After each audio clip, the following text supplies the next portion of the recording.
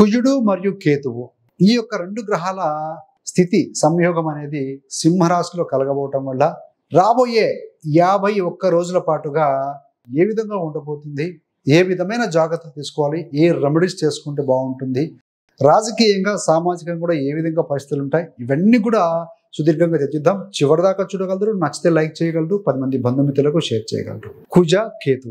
మొదటిగా కుజుడు అంటే ఏంటంటే శక్తికి, ఆవేశానికి, ఫైటింగ్కి, యుద్ధానికి కారకుడు కుజుడు. కేతు ఏంటంటే వైరాగ్యం, అసహనం, అసంతృప్తి, తార్కికం లేనటువంటి నిర్ణయాలు, నిర్ణయాలు అనాలోచితంగా తీసుకోవడం, ఇలాంటివన్నీ కూడా కేతు సంబంధించిన గ్రహాలు. ఇలాంటి రెండు, ఆవేశం, దూకుడు, యుద్ధం, కొట్లాట, అనాలోచిత నిర్ణయాలు, అసంతృప్తి, ఈ రెండు గ్రహాల కలయిక అనేది సింహరాశిలో కలగబోతుంది. ఇలాంటి కాంబినేషను 36 సంవత్సరాల తర్వాత మళ్ళీ జరుగుతుందండి. ఈ యొక్క స్థితి అనేది సింహరాశిలో జరుగుతుంది. సింహరాశి అంటే అధిపతి రవి, రవి అంటే రాజు. కాబట్టి ఏంటంటే రాజకీయంగా, సామాజికంగా చాలా మార్పులు ఉంటాయండి. అసలు కుజ మరియు కేతు ఈ యొక్క సంయోగం అనేది ఒక విస్ఫోటక యోగం, అగ్నితత్వ రాశిలో కలిగింది కాబట్టి విస్ఫోటక యోగం అంటారు. ఈ యొక్క కుజ కేతు కాంబినేషన్ అనేది సింహరాశిలో ఉంటే శని అనే గ్రహము అష్టమ స్థానంలో మీనంలో ఉన్నారు.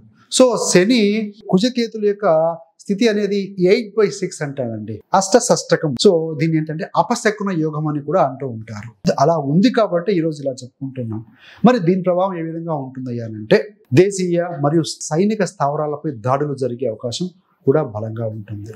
అగ్ని ప్రమాదాలు, దాడులు, విమానాలకు సంబంధించిన ప్రమాదాలు జరగటం, అగ్ని పర్వతాల విస్ఫోటనం, సునామీలు లాంటివి కూడా జరిగే అవకాశం కనపడుతుంది.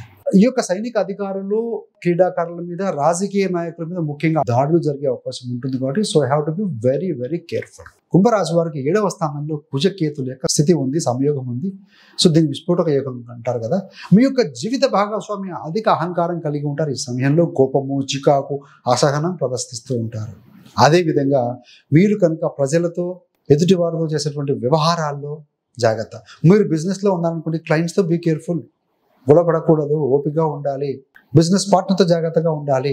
అదేవిధంగా కొన్ని మోసాలు, దాడులు కూడా జరిగే అవకాశం ఉంది కాబట్టి జాగ్రత్తగా ఉండాలి.